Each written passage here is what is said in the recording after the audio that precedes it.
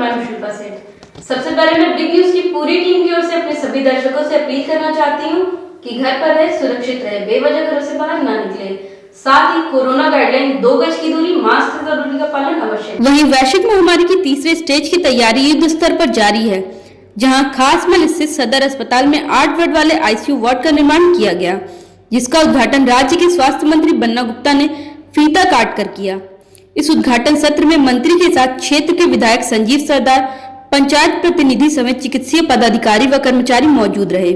वहीं ICU ward का उद्घाटन करने के बाद मंत्री बन्ना गुप्ता ने वार्ड का निरीक्षण कर सारी चिकित्सीय व्यवस्थाओं को जाना और सिविल सर्जन समेत जितने भी चिकित्सीय पदाधिकारी उनके कार्यों की सराहना करते हुए इसे मील का पत्थर करार दिया। मंत्री बन्ना गुप्ता ने कहा कि सदर अस्पताल जिले का एक ऐसा अस्पताल है जहां सुदूरवर्ती ग्रामीण क्षेत्र के लोग निर्भर करते हैं। इस अस्पताल में व्यवस्था को चुस्त दुरुस्त करने की बात और हर कोशिश की जा रही है। इसी कड़ी में आईसीयू वार्ड का आज उद्घाटन किया गया है। उन्होंने कहा, बहुत जल्द अस्पताल में डायलिसिस सेंटर, आरटी-पीसीआर जांच के लिए लैब का निर्माण किया जाएगा। इतना ही नहीं, पूरे राज्य में स्वास्थ्य के क्षेत्र में मेन पावर की जो कमी सामने आ रही है, उन्हें भी जल्द दूर करने की कवायद तेज कर दी गई है। बहुत सारे चिकित्सकों को एक्सटेंशन दिए जाने की बात कही गई। इतना ही नहीं, तीसरे स्टेज को लेकर तैयारी जोरों पर है। बच्चे प्रभावित न हो, इसे लेकर मुख्यमंत्री के दिशा निर्देशों पर एक सेमिनार आयोजन किया गया, जिसमें WHO के विशेषज्ञों के साथ साथ कई बड़े चिकित्सकों से विचार विमर्श कर आने वाली चुनौतियों के लिए कमर कसे हुए रणनीति तैयार करने की बात भी की गई। की जा रही कि बच्चे संक्रमित होंगे, तो बच्चों को लेके कितना क्या के लिए अभी हम लोगों ने एक माननीय मुख्यमंत्री जी के नेतृत्व में एक वेबिनार आयोजित किया था, जिसमें WHO के बड़े डॉक्टर, देश के बड़े डॉक्टरों ने, जो विशेष करके चाइल्ड स्पेशलिस्ट है, उन लोगों ने अच्छे अच्छे सुझाव दिए हैं। उन लोगों के कुछ दिशा निर्देश प्राप्त हुए हैं। उन दिशा निर्देश, उन सुझाव पर राज्य सरकार मजबूती से अमल कर रही है। आप दिन प्रतिदिन जिस तरह से डेवलपमेंट किया जा रहा है, तो किस तरह का आज से व्यवस्था शुरू हुआ और आगे और क्या फ्यूचर प्लानिंग है यहाँ पे? मैं अपने सिविल सर्जन साहब को, हमारे बड़े भाई शाहिद पॉल साहब को और उनकी पूरी टीम को बहुत धन्यवाद देता हूँ कि वो सारे लोग एक टीम भावना के साथ लग के, इस सदर अस्पताल ने पहले भी राज्य में 1 नंबर का स्थान पाया है और मुझे उम्मीद है कि ये राज्य में फिर जितना साफ सुथरा और जितनी बेहतर व्यवस्थाएं हैं, वो बेहतर व्यवस्थाएं और दिन प्रतिदिन उन्नत होंगी, समृद्ध होंगी और यहाँ के गरीब ग्रामीण लोगों को, किसान को, मजदूर को, लोगों को यहाँ से जो दुख तकलीफ है, उनका जीवन में जो शारीरिक परेशानियां हैं, उससे निजात यहाँ मिलेगा और मैं समझता हूँ कि ये इस इलाके के लिए मील का पत्थर साबित होगा। और जल्द ही हम लोग डायलिसिस वगैरह भी हम लोग सिस्टम लागू करने जा रहे हैं और जल्द ही यहाँ RT-PCR भी लैब स्थापित करने जा रहे हैं। हम लोग धीरे धीरे अब अपनी स्वास्थ्य व्यवस्था को पूरा चाक चौबंद करेंगे, ताकि हमको किसी पर जो है निर्भर नहीं रहना पड़े। हम आत्मनिर्भर होकर अपने राज्य की जनता का हर समुचित इलाज करेंगे। ये संसाधन आप बेहतरीन कर रहे हैं, आईसीयू नहीं, मैन पावर के लिए भी हम लोगों ने अभी मैन पावर के लिए भी अपने बजट से बहुत सा हिस्सा दिया है और हम लोग प्रयास कर रहे हैं कि मैन पावर भी हम लोगों का अपग्रेड हो और कुछ हमारे जो लोगों को हटाया गया है, निकाला गया है कुछ कारणों से, हम लोग फिर से उसकी समुचित जो है उसका चिंतन मनन कर रहे हैं, ताकि सभी लोगों को हम फिर से जोड़ के इस स्वास्थ्य सेवा को मजबूत करें। इवेंट डॉक्टरों को भी हम लोग एक्सटेंशन देने के मूड में हैं।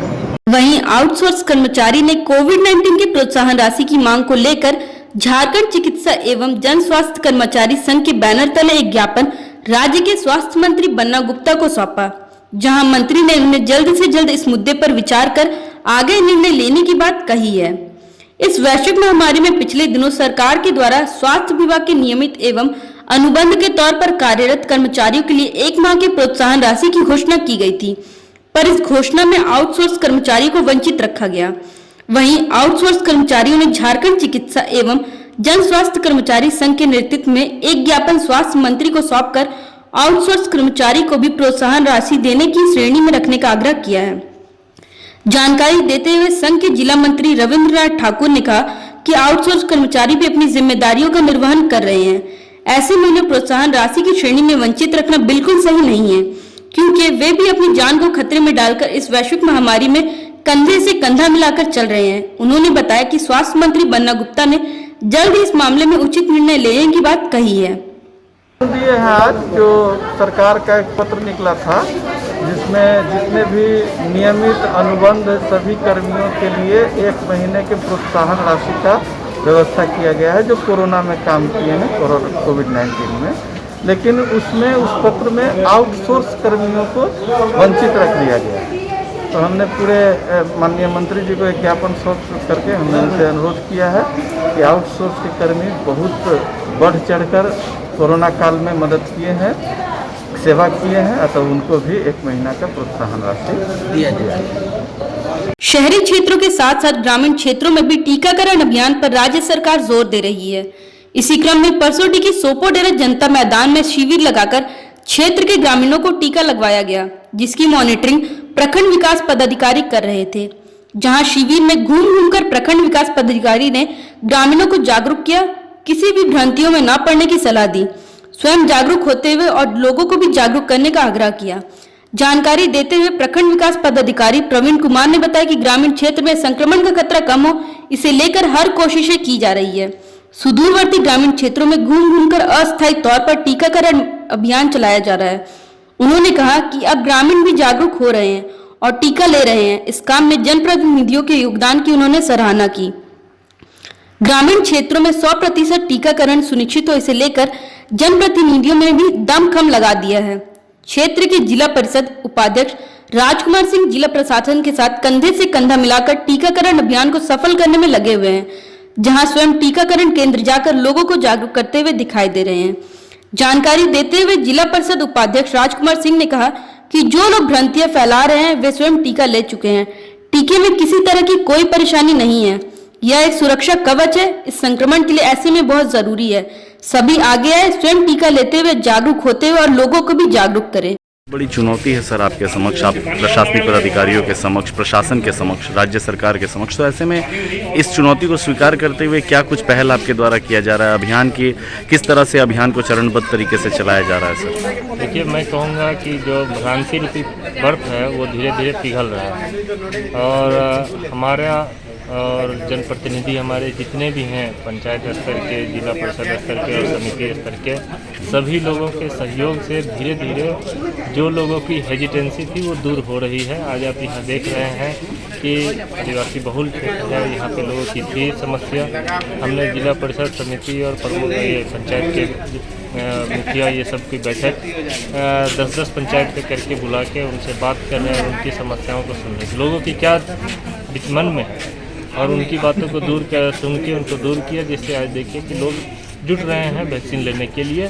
तो आशा है कि ऐसे ही धीरे धीरे ये चेन इफेक्ट होकर हम लोग इसको भ्रांतियों को तोड़ते हुए और 100% टीकाकरण हम सभी लोगों का करते हुए जीवन को सुरक्षित रखेंगे। तो ये टीकाकरण केंद्र जो है सर, ये एक दिवसीय ये अस्थायी तौर पर है कि अस्थायी तौर पर ग्रामीण क्षेत्र में कहीं टीकाकरण केंद्र? हम लोगों की स्ट्रेटजी शुरू से रही है कि लोगों की को जहाँ पे ज़रूरत होगी वहाँ पे जाके उनको हम टीकाकरण करेंगे। छोटे से छोटे बिल्डिंग में, गांव में, टोला में, जहाँ हमारे पंचायत प्रतिनिधि, जहाँ हमारे 25 से 50 लोग भी जुट सकते हैं, वहाँ जाके हम टीकाकरण करवाने के लिए तैयार है। उसी परिप्रेक्ष्य में आज जिला परिषद के जो उपाध्यक्ष थे राजकुमार जी, उनका भी अनुरोध रहा और यहाँ के पंचायत समिति के भी सदस्य और मुखिया का अनुरोध रहा कि यहाँ पर लगाया जाए तो लोगों को मोटिवेट करके लेंगे हम। तो उसी परिप्रेक्ष्य में यहाँ पे सेंटर लगाया गया है और अपेक्षा के अनुरूप लोग जहाँ एक भी नहीं आ रहे थे वहाँ ठीक ठाक स्थिति में आ रहे हैं। अभी तक 30-40 लोग ले लिए हैं, तो ये खुशी की बात है। ये एक अस्थायी सेंटर है, इसको मूव करते हम लोग रहे। रविवार देर रात शुरू हुए बारिश ने एक बार फिर से जमशेदपुर के कई हिस्सों के सीवरेज सिस्टम की पोल खोल कर रख दी। सोनारी आदर्श नगर का चौथा फेज इलाका पूरी तरह से जलमग्न हो गया। हर साल की तरह इस साल मानसून से पहले हुए बारिश में ही आदर्श नगर सोसाइटी का चौथा फेज टापू में तब्दील हो गया, जहां एक मंजिल तक पूरी सोसाइटी जलमग्न हो गई। सोसाइटी की पार्किंग में लोगों की खड़ी गाड़ियां डूबी हुई थी। सुबह तक पानी सोसाइटी के फेज 4 में पानी भरा रहा। वैसे बारिश रुकने के बाद धीरे धीरे पानी निकलना शुरू हुआ। वैसे आदर्श नगर सोसाइटी के लोगों को हर साल बारिश के महीने में इन परेशानियों का सामना करना पड़ता है। स्थानीय प्रतिनिधि हर साल आश्वासन देते हैं, लेकिन नतीजा ढाक के 3-5 कर रह जाते हैं। हमेशा अभी शुरू बारिश से स्टार्ट हुआ है। कोई खास ये नहीं है, मैंने पंप फेल करने की वजह से थोड़ा सा ये हुआ, नहीं तो कोई दिक्कत नहीं। बराबर ऐसा नहीं होता। हमने बराबर ऐसा कितना गाड़ी पानी में फंसा हुआ है? आगे भी तो कोई साफ नहीं करता। ट्रेन से मोबाइल छीनते के दौरान गिरकर घायल हुए होमगार्ड के जवान से मिलने पहुंचे होमगार्ड डीएसपी, साथ ही दी सहयोग राशि। जमशेदपुर बिहार के पटना जंक्शन के पास ट्रेन से मोबाइल छीनते के दौरान ट्रेन से गिरने से घायल हुए होमगार्ड के जवान भगवान शाह से सोमवार को होमगार्ड डीएसपी अशोक कुमार मिलने पहुंचे। इस दौरान उन्होंने भगवान शाह का हालचाल जाना और उनको 5,000 रुपए सहयोग राशि प्रदान की। उन्होंने कहा कि अगर भगवान शाह को कोई भी जरूरत हो तो वे हमेशा उनके साथ खड़े हैं। एमजी में उन्हें देखने के लिए सभी होमगार्ड के जवान भी मौजूद रहे। भगवान शाह के बेहतर इलाज के लिए अस्पताल प्रबंधन से भी बातचीत की। बता दें कि बीते दिनों भगवान शाह अपने परिवार के साथ पटना से टाटानगर स्टेशन आ रहे थे। इसी बीच ट्रेन खुलते ही एक युवक ने उनकी जेब से मोबाइल छीनते कर ली। इस घटना से वे ट्रेन से नीचे गिर गए और घायल हो गए। बाद में उन्हें एमजीएम अस्पताल में भर्ती करा दिया गया। भगवान साहब जी, श्री भगवान साहब कहाँ रहते हैं? जमशेदपुर में। बहुत बड़ा पठान टोला। ये कैसे गिरे हैं, फिर से बताइएगा। पटना में ट्रेन चढ़े हैं, या हाथ धोने गए, मोबाइल ऊपर पॉकेट में था, चलती ट्रेन से चोर उनका मोबाइल निकाल के भागा, उसी क्रम में टना गए, जिससे इन पटरी पे फिर कैसे आप लोग इनको? ट्रेन पुलिंग करके पैसेंजर के द्वारा इनको बैठाया। इनके साथ और भी कोई थे? हाँ, फैमिली थी पूरे था। होमगार्ड का एक जवान भगवान शाह नाम का व्यक्ति है, जो पटना से आ रहे थे ट्रेन से, और पटना स्टेशन से जैसे ही गाड़ी खुली, इनका मोबाइल लेकर के दो बदमाश मोबाइल लेकर के कूद के नीचे चला गया, उतर गया। इसी क्रम में ये भी ट्रेन से गिर गए। गिरने के बाद पूर्णतः जख्मी हो गए, दोनों पैर इनका फ्रैक्चर कर गया है।